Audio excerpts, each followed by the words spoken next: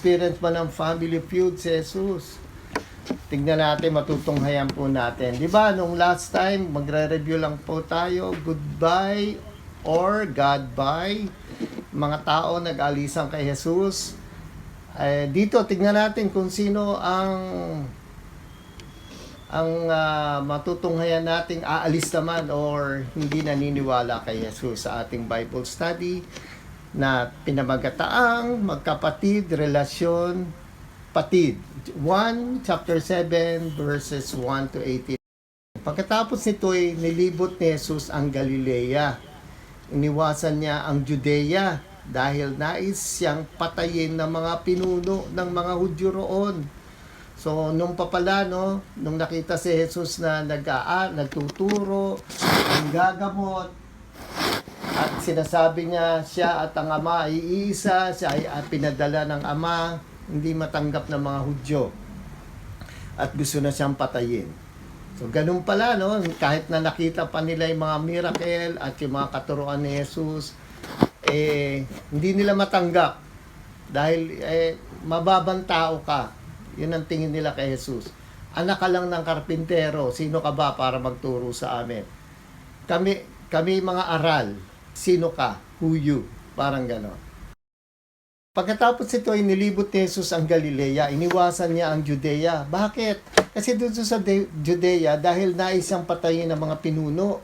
So, nung pa lang gusto na siyang patayin, baliktad, kung ang dami niyang mga nagagawa, miracle, tuturo siya, eto mga pariseyo at yung mga teachers of the law, siyempre ayaw nang mauungusan, ayaw nilang maangatan sila. Itong si Jesus ay isang anak lang na karpintero, di ba? Yung ating mga napag-aaralan.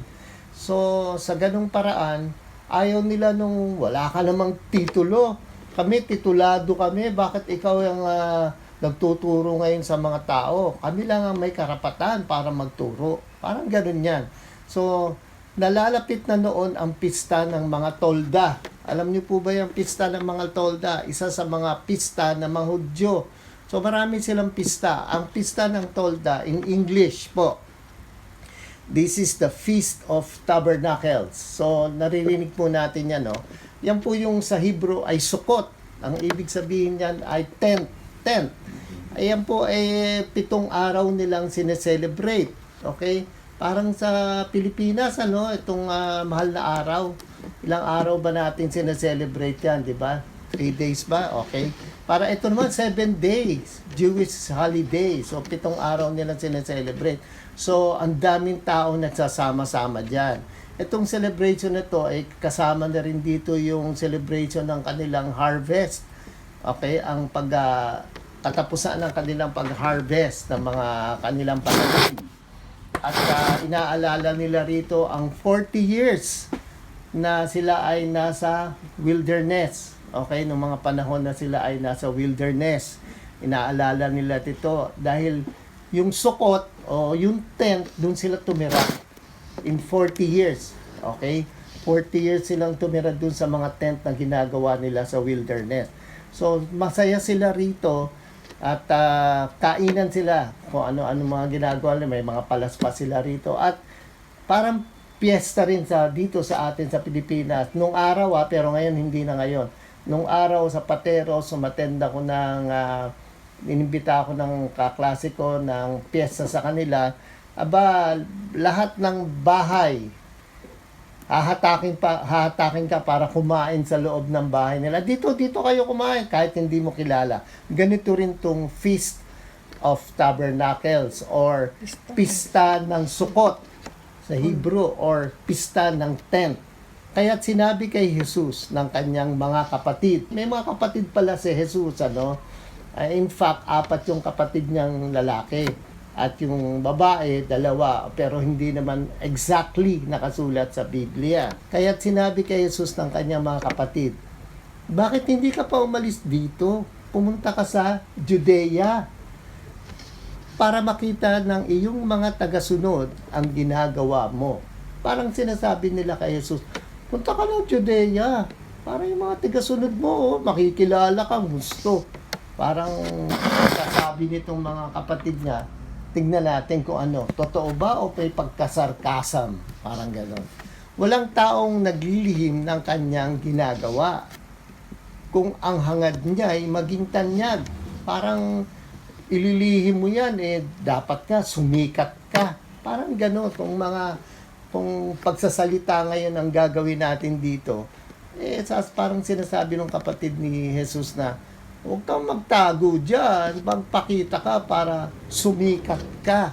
Ginagawa mo rin lamang ang mga bagay na ito, magpakilala ka na sa sanlibutan. Para bang ginagawa mo na rin lang to, no? Medyo ano ka na dyan, magpakita ka na sa mga tao. Parang yun ang sinasabi ng kanyang kapatid. Maging ang mga kapatid ni Jesus ay hindi naniniwala sa kanya. Wow, sad to say. Sarcastic lang pala tong kapatid niya. Kunyari lang, punta ka doon para sumikat ka. Para yung iniisip mong gagawin mo, makilala ka ng mga tao. Parang ganon. So, kung tutusin, di ba, nung una, anong sabi? Gusto nang patayin si Jesus, kaya iniwasan niyang pumunta ron. For sure, alam na rin itong mga kapatid nito na papatayin to si Jesus. So, ganun pala relasyon ni Jesus sa kanyang mga kapatid. So, malalaman natin, meron po ako nakita rito sa Mark, sa pagbabasa natin ng gospel, punta po tayo. Ang tawag po rito yung pericope. Yan po yung to cut around. Tingnan natin kung talaga ba magkaaway itong si Jesus at yung mga kapatid niya o yung mga kapatid niya hindi natutuwa kay Jesus. So, maging mga kapatid niya. Tignan natin sa Mark 3:20-21. Now, Jesus went home.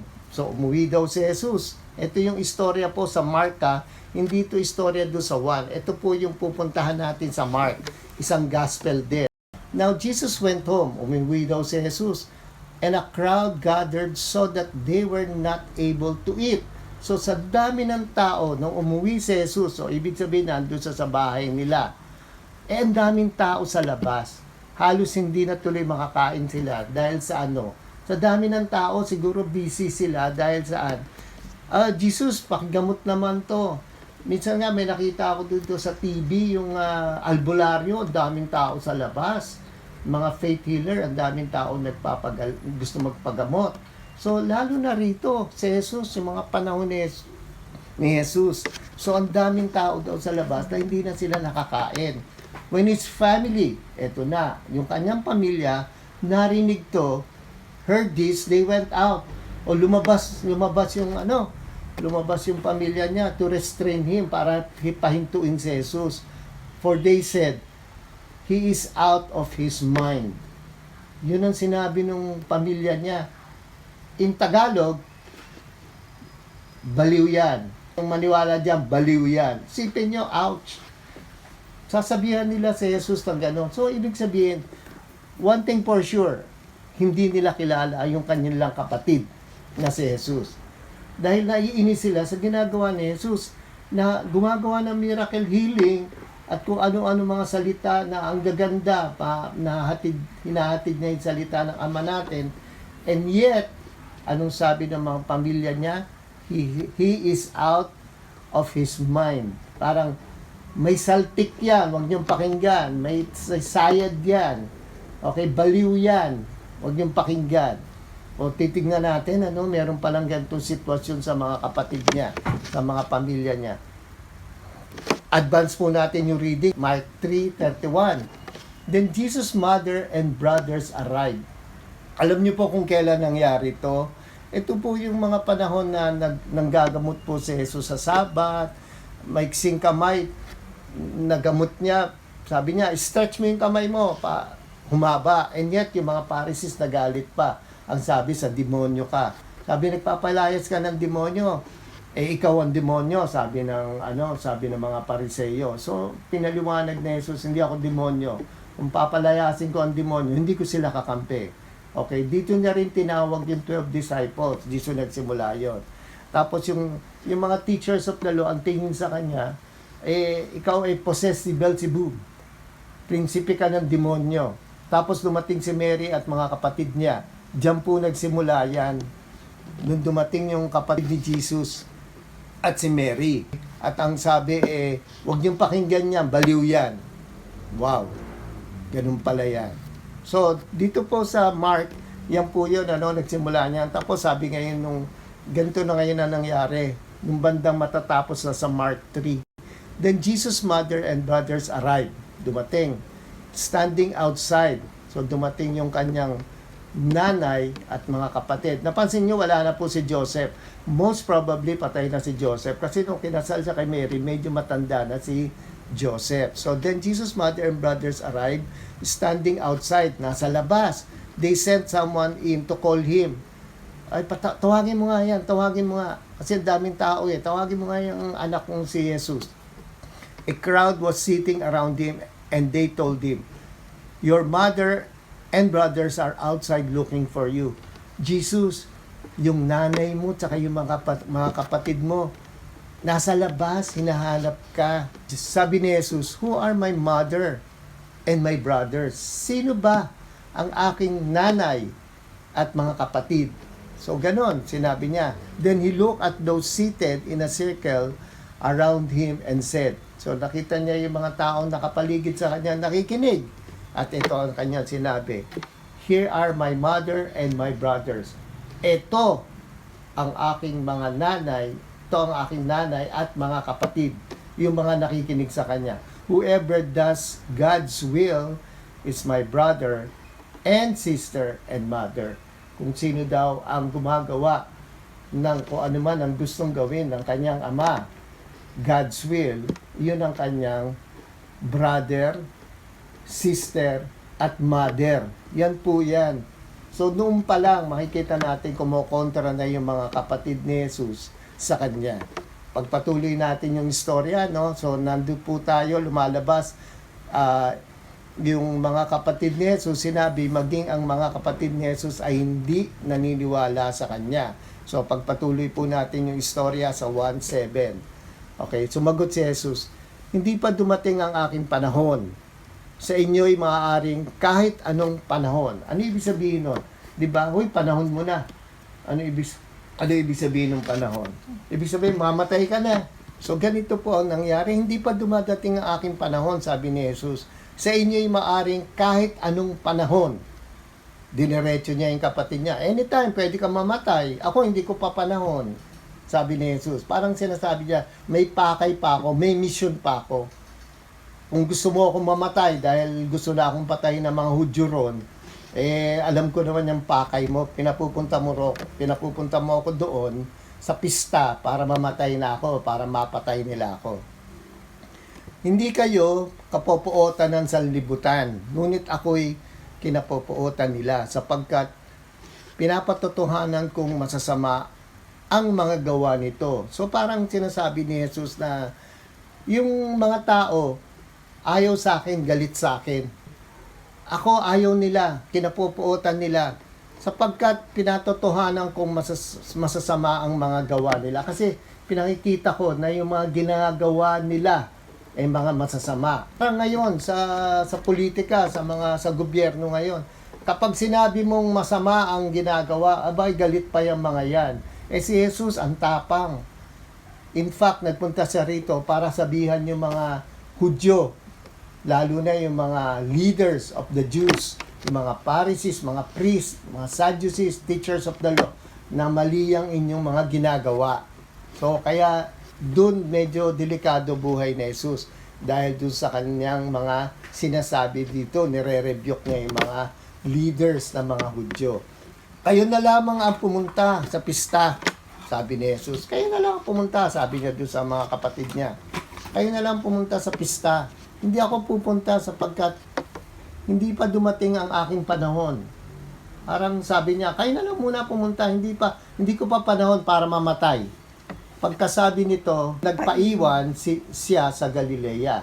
So, nagpaiwan siya sa Galilea. Ginuhitan ko po itong, hindi ako pupunta. Okay? Kung titignan po natin, may arrow sa baba. Sa ibang matatandang manuscript, hindi pa ako pupunta. So, ibig sabihin, hindi pa siya pupunta, pero pupunta siya. Pero ngayon, ewan ko ba, nagkakamali rin ng mga tao, di ba, sa pag-translate. Sabi, hindi ako pupunta. totally hindi siya pupunta. Pero yung mga old manuscript, mga lumang kasulatan nung araw na translate ang Biblia, ang sabi, hindi pa ako pupunta. Ibig sabihin, hindi pa ngayon. Siguro maya-maya, parang gano'n. So, gano'n na nangyari. Pagkaalis ng kanyang mga kapatid, si Jesus ay palihim na pumunta rin sa pista. Tignan nyo, pumunta pala si Jesus. Kasi kung titignan natin, yung ngayong translation, lumalabas sinungaling si Jesus. Kasi sabi niya, hindi ako pupunta. Kaya kung minsan, maganda rin to meron tayong Bible study at may share ko po sa inyo yung mga research ko at yung konting mga nalalaman ko sa pag-aaral ko ng salita ng ating Ama, masishare ko po sa inyo na ito pala ay pagkakamali rin ng mga nagtatranscribe o yung maglilipat ng from mga salita ng Hebrew, Greek, Latin, yan po, diyan po naisulat yung Biblia. Nagkamali po siguro sila kasi sabi rito, hindi ako pupunta. Pero yung mga lumang pagsusulat pala, ang sabi, hindi pa ako pupunta. So, hindi po nagsisinungaling si Jesus. So, ulitin ko po, pagkaalis ng kanyang mga kapatid, si Jesus ay palihim na pumunta rin sa pista. So, pumunta si Jesus. Hinahanap siya roon ng mga Hudyo. Ayan na. Nasaan kaya siya? Tanong nila. Pabulong na pinag-uusapan siya ng marami. Siya ay mabuting tao. So meron pala, hati pala yung crowd. Merong iba natutuwa sa kanya. Siya ay mabuting tao, sabi ng ilan. Hindi, sabi nung isa naman. Nililigaw niya ang mga tao, sabi naman ng iba. Ngunit walang nangahas magsalita ng hayagan tungkol sa kanya dahil sa takot sa mga pinuno ng mga Hudyo. Kasi nga naman, pagka narinig ng Hudyo yan ay nako, pinaniniwalaan kita, ikaw. Yung sinasabi mo na inililigaw niya ang mga tao, dapat lang patayin na yan. Ay paano naman to nagsasabi ng siya ay mabuting tao? Isama ka sa kamatayan niya dahil kakampi mo siya. Kami hindi namin siya kakampi. Ako ganyan yung mga Pharisees, yung mga priests, matitindihan pagka nagsalita. Talagang meron silang authority. May titulo sila. Pag sinabi nila, yun ang masusunod. Nang kaligitnaan ng pista, pumasok si Jesus sa templo. Ayan na, nagse-celebrate na. Okay, kalagitnaan na ng pista, pumasok si Jesus sa templo. Tapang At anong ginawa ni Jesus? Nagturo. Aba? Nagtaka ang mga Hudyo at naitanong nila, saan kaya nakakuha ng karunungan ang taong ito? Gayon, hindi naman siya nakapag-aral. Kita natin minamaliit si Jesus. Parang, saan kaya nakakuha ng karunungan to? Bakit matalino to? At hinihigatan niya pa yung kaalaman namin. Kami, aral kami. Ang taong ito, gayon, hindi naman siya nakapag-aral. Kami, aral kami, nakapag-aral kami, titulado kami. Kami yung dapat namumuno at nagsasalita sa mga tao. Saan niya kaya nakuha yung itong pag-aaral niya, pagtuturo niya na to? So, doon pa lang makikita na natin na si Jesus ay tunay na anak ng ating Ama. Dahil kakaiba siya. Alam niya lahat. Okay, mga tinuturo, hinihigitan pa niya yung turo ng mga leaders of the church. Kaya't sinabi ni Jesus, hindi sa akin ang tinuturo ko. Hindi sa akin, kundi sa nagsugo sa akin. Sino ba nagsugo kay Jesus? Di ang Ama. Kung talagang nais ninumang sumunod sa kalooban ng Diyos, malalaman niya kung ang itinuturo ko'y mula nga sa Diyos o kung ang sinasabi ko ay galing lamang sa akin. So, in short, parang sinasabi ni Jesus, kung nakikita niyo yung turo ko na maganda, tama, galing to sa Ama natin. Pero kung itong tinuturo ko ay galing lamang sa akin, walang saysay. Parang yung mga tinuturo ng mga leaders of the church noon. And in fact, even ngayon, makikita natin, minsan umaattend kami ng iba-ibang churches, makikita mo, anong klaseng preaching to? Alam mong walang power, alam mong hindi salita ng Ama, alam mong galing lang sa yabang niyang head knowledge, yung kanyang pagre-research. Okay, meron nga kaming kaibigan, minsan nagkita kami, niyayaya ko siya sa Bible study. Ay, huwag mo na ako yayain. Baka marami ko itanong sa'yo. Hindi mo masagot. Kilala ko yung taong yun, mayabang. Dahil ang feeling niya, marami siyang alam. Puro kontra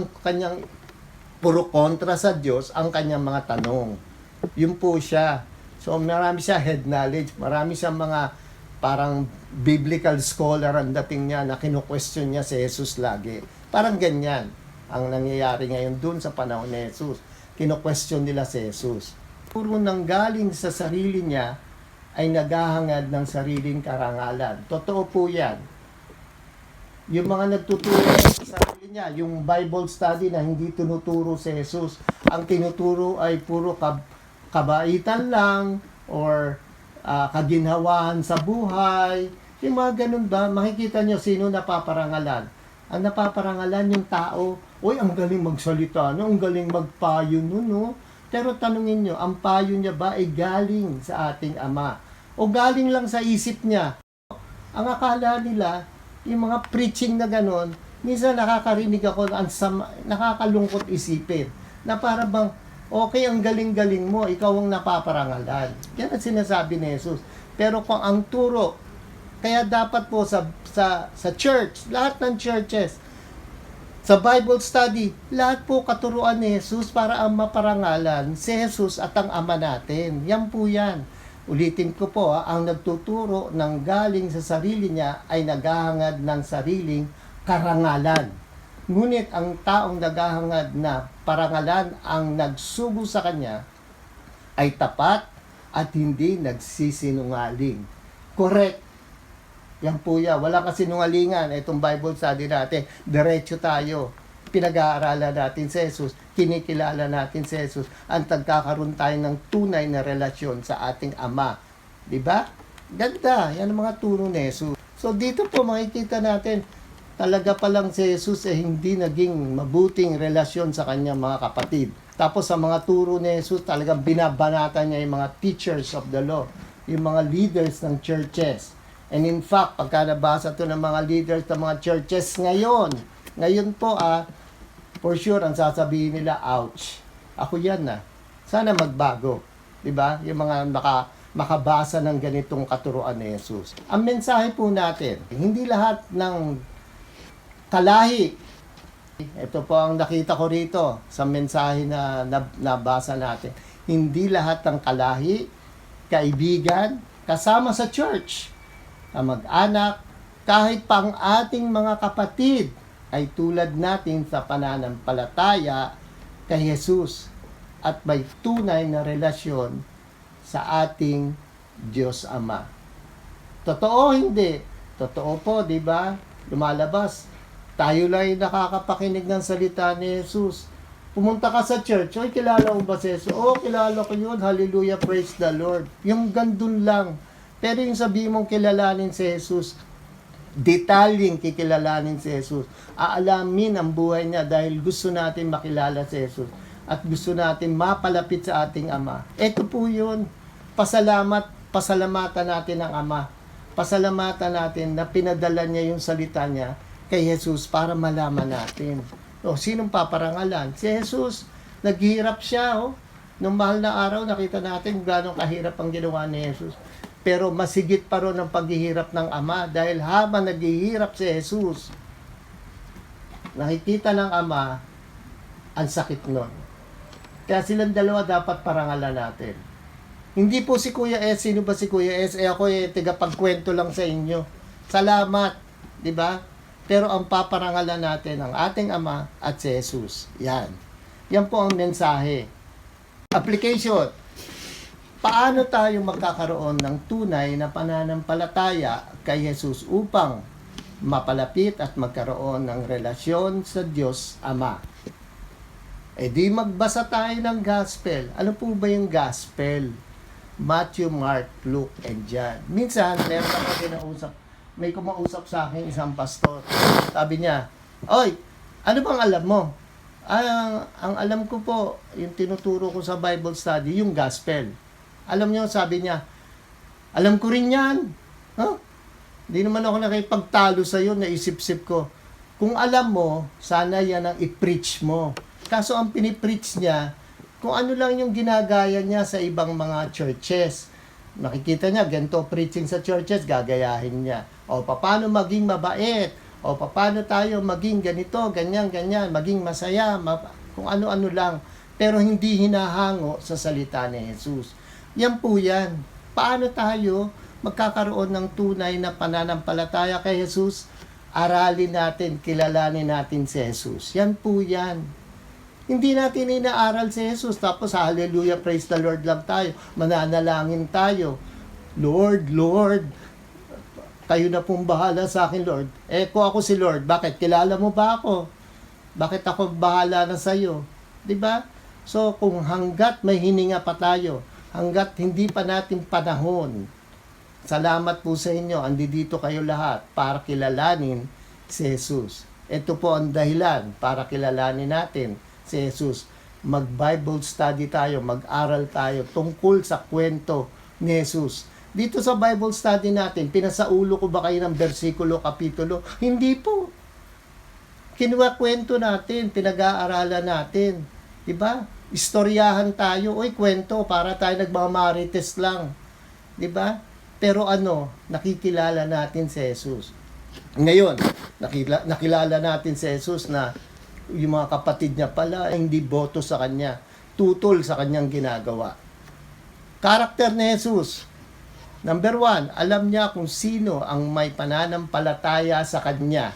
Totoo po, kahit sa atin ngayon, alam ni Jesus at ng ating Ama kung sino yung may tunay na relasyon at pananampalataya sa kanya. Hindi yung, attend lang ako dyan para wala lang, gusto ko lang magkaroon ng mga friends, gusto ko lang pa-picture, gusto ko lang pagka may pasyal. Kilala tayo ng ating Ama. Wala pong dadaan sa kanya. Talagang pipilterin tayo. Ito, wala yan, fake yan, fake. Fake na anak yan. Pakitang tao lang yan, plastic lang yan. Okay? Kaya si Jesus, pinakita niya po sa atin. Alam niya kung sino ang may pananampalataya sa kanya. Yung mga kapatid niya, meron, wala. Walang pananampalataya sa kanya. Number 2, ang gusto niya ay maparangalan ang nagsugo sa kanya, ang ating Ama. Sino mapaparangalan? Ang Ama. Ultimo si Jesus, ayaw niya ng parangal. Ang Ama natin, yun ang parangalan nyo, yun ang pasalamatan nyo. Kaya po tayo, lagi natin pinapractice na Ama, Tatay, Papa, Dad. Yan po, para magkaroon tayo ng personal relationship at pasalamatan natin ng lubos sa kalooban natin. Galing sa puso ang pasasalamat sa ating Ama. Number 3, matapang pumunta sa pista ng tolda kahit alam niya ang planong pagpatay sa kanya ng mga pinuno ng Hudyo. Tapang, alam niyang may plano ng patayin siya, pumunta pa rin doon sa pista. Kasi alam niya, hindi ko pa panahon. Alam niya kung anong mangyayari, papako pa ako. Pero dyan sa pista, hindi ako papatayin kaagad dyan. May mission pa ako, gagawin ko muna yung mission ko. So, yun. So, dito makikita natin yung tali, may isang sinulid, yan po yung faith natin. Yan po yung faith. Dapat magkaroon tayong faith towards Jesus para magkaroon tayo ng relasyon towards our Father. Yan po yung karakter ni Jesus. To build our faith. Kaya, diyan po nagtatapos sa ating Bible study. Kapatid, bye for now. Maraming salamat po.